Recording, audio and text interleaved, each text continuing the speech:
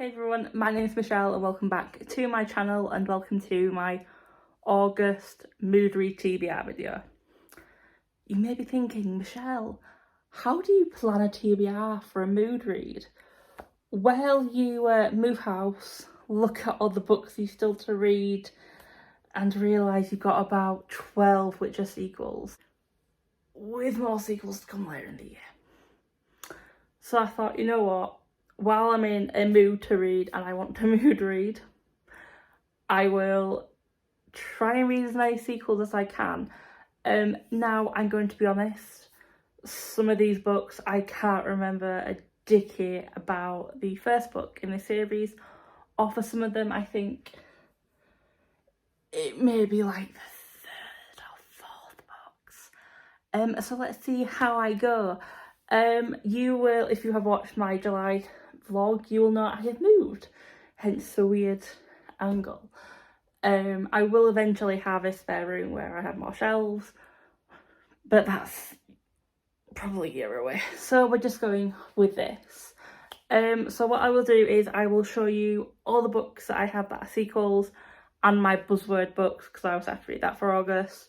I will say now, apart from the buzzword book, I am not planning on reading all the sequels because I'm only off work till the 10th of August. It is today the 3rd, and then back into work, and halfway through August to December, I'll say, are my busy periods.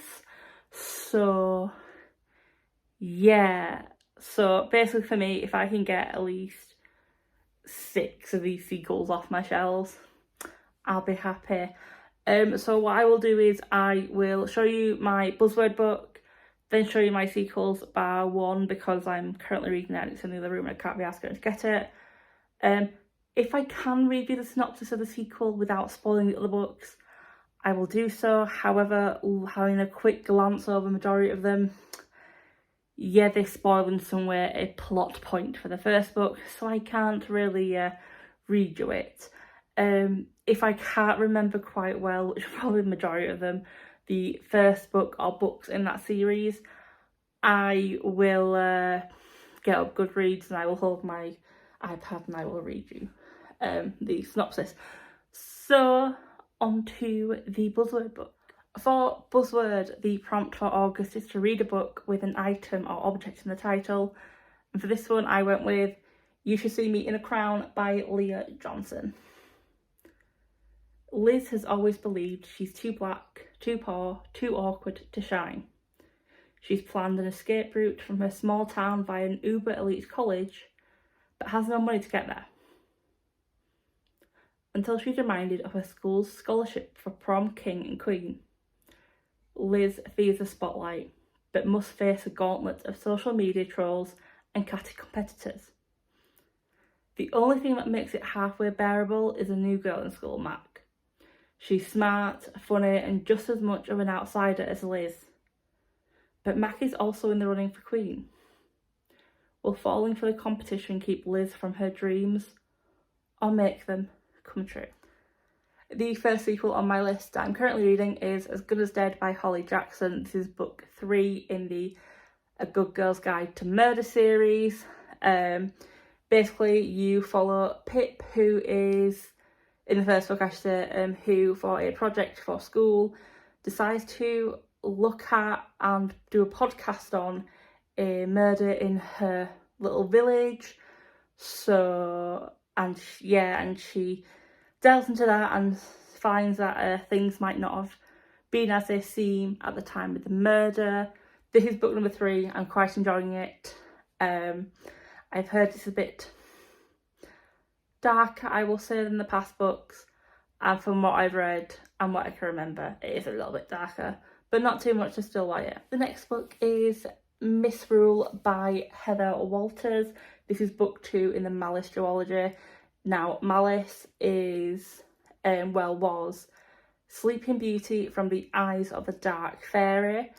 It's a retelling, well, it's an inspiration / retelling.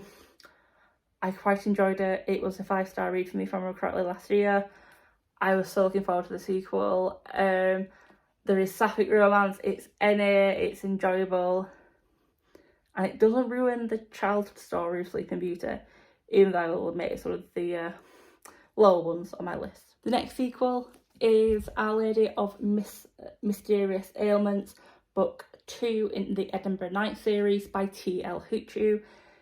In this book, well, in the first book, you follow Ropa, who is a 13-year-old girl in Scotland of Scottish and Zimbabwean descent, who can speak to ghosts and has been around Zimbabwean folklore and magic all her life.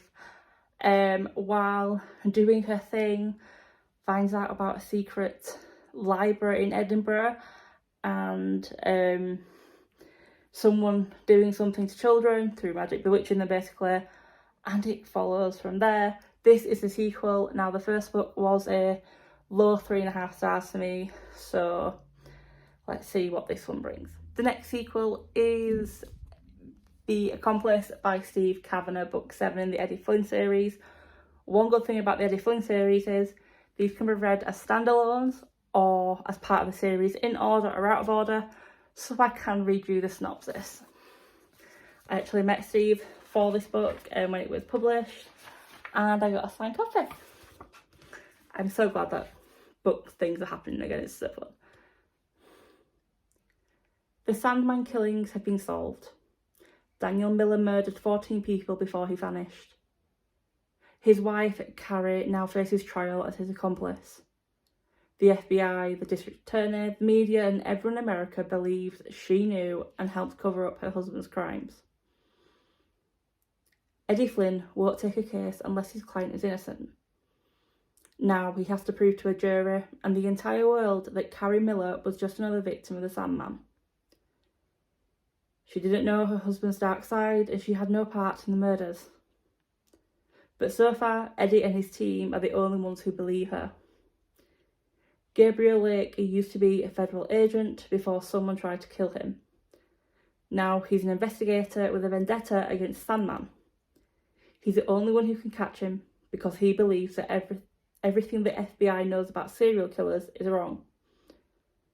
With his wife on trial, the Sandman is forced to come out of hiding to save her from a life sentence. He will kill to protect her and everyone involved in the case of the target, even Eddie Flynn. The next sequel is The House of Fortune by Jessie Burton, a sequel to The Miniaturist.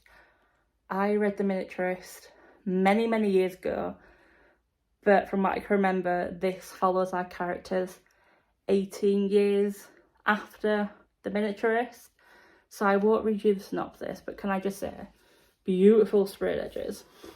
It's a Watson signed edition exclusive, so it's signed by the author. And it's a beautiful green colour when naked as well. So the reason I decided not to read you the synopsis for that one is because there are things in there that could be spoilers for the first book. So I've got my trusty little iPad. So, The Miniaturist. On a brisk autumn day in 1686, 18-year-old Nella Ortman arrives in Amsterdam to begin a new life as the wife of the illustrious merchant trader Johannes Brandt. But her new home, while slenderous, is not welcoming. Johannes is kind yet distant, always locked in his study or at his warehouse office, leaving Nella alone with his sister, the sharp-tongued and forbidding Marin.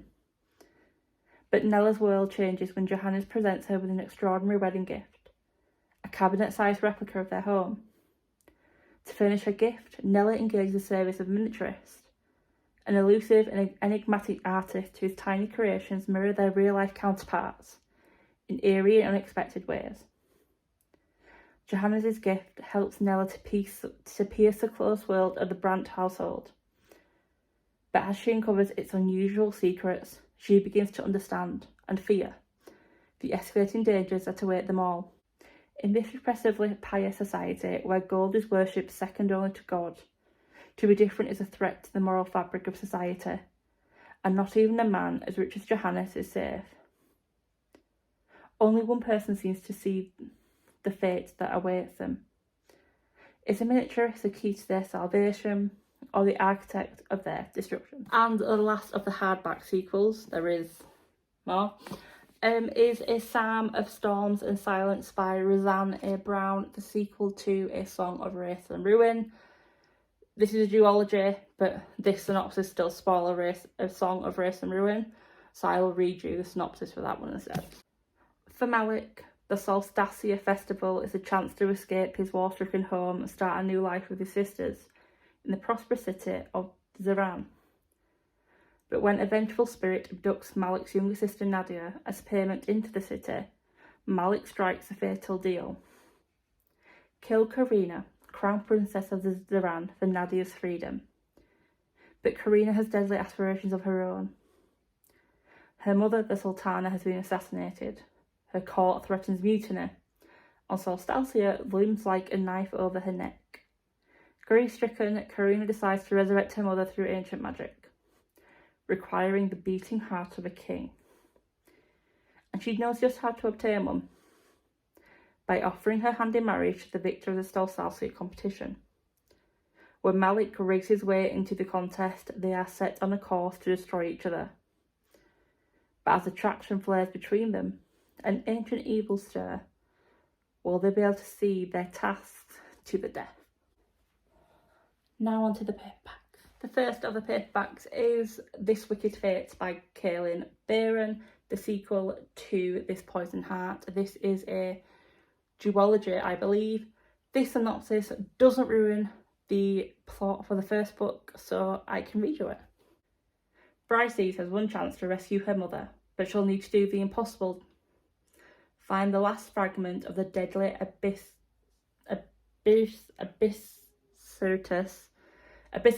heart. That's a hard word. Shouldn't be though.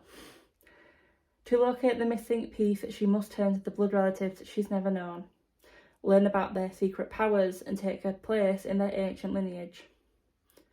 But Bree is not the only one who wants the heart, and her enemies will stop at nothing to fulfill their ruthless plans. With dark forces and deadly botanicals descending around her, Bree must harness her power to change the most dangerous of fates ahead of her. And her enemies won't make it easy. And the next sequel is The Merciless Ones by Namina Fauna, the sequel to The Gilded Ones. Again, this doesn't spoil the first book, and this synopsis is actually quite good. I like it. Will they see us as warriors or monsters? Goddesses will rise, empires will fall, and one girl holds the power to change all.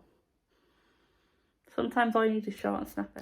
The next prequel sequel is Magic Lessons by Alice Hoffman. Technically this is book 1 in the Practical Magic series, however this came out after book 2 and 3.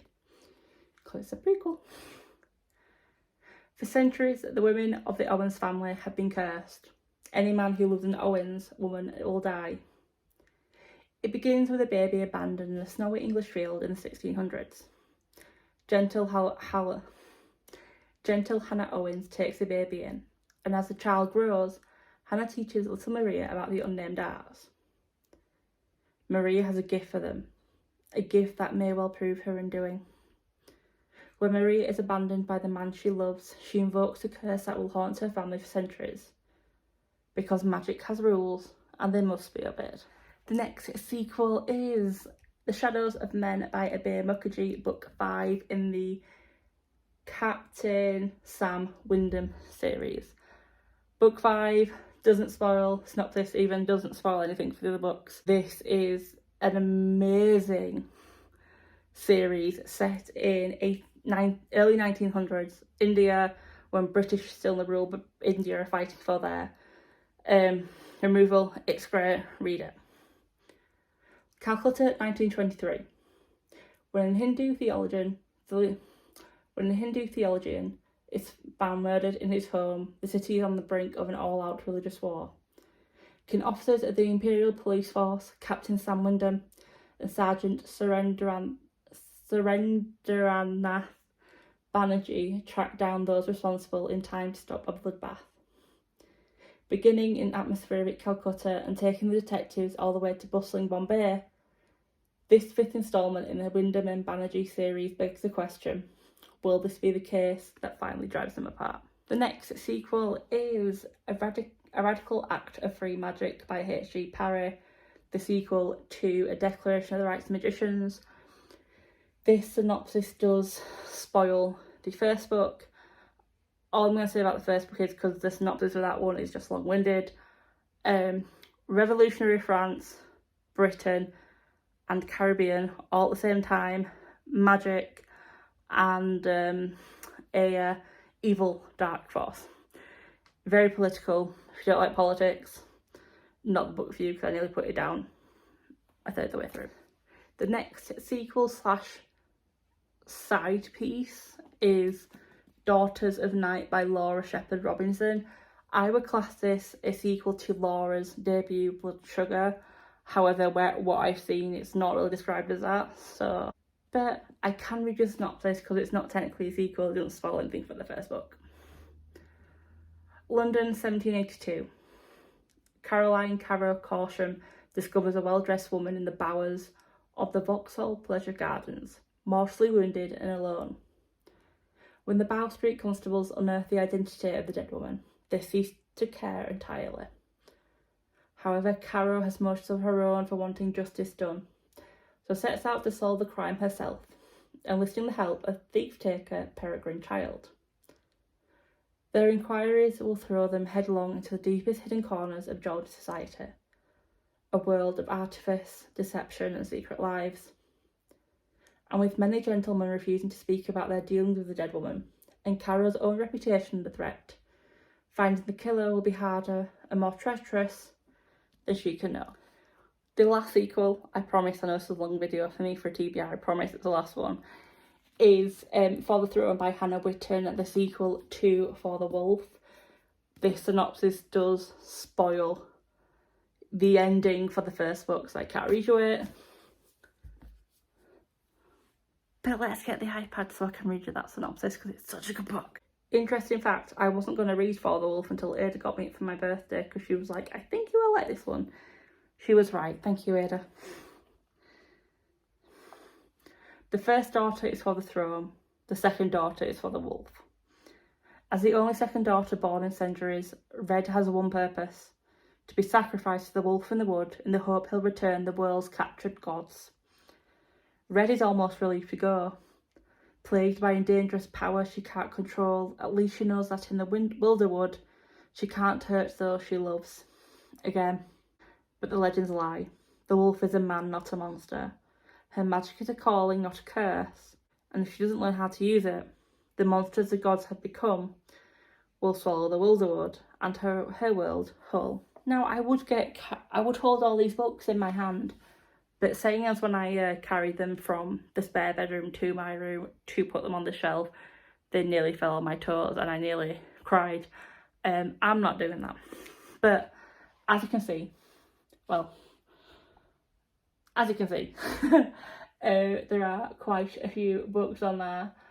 I'm not going to attempt to read them all. If I do, I'm somehow not doing work and I will be sacked.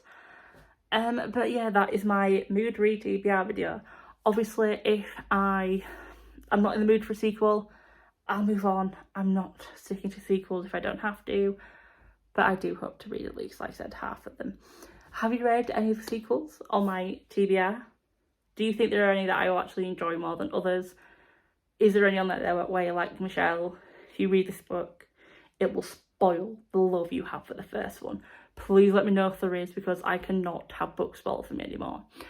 But if you did like this video, please give it a like. If you are new to my channel, hi, my name is Michelle. My life is chaotic mess, a bit like my reading. I read a variety of genres, as you can see, from YA to NA to crime to thrillers to I don't know what. But if you are new here and you haven't subscribed yet, please consider doing so. If you don't want to, not an issue, but just as a little nudge, my goal is to reach 50 subscribers by the end of the year. But until the next video, bye!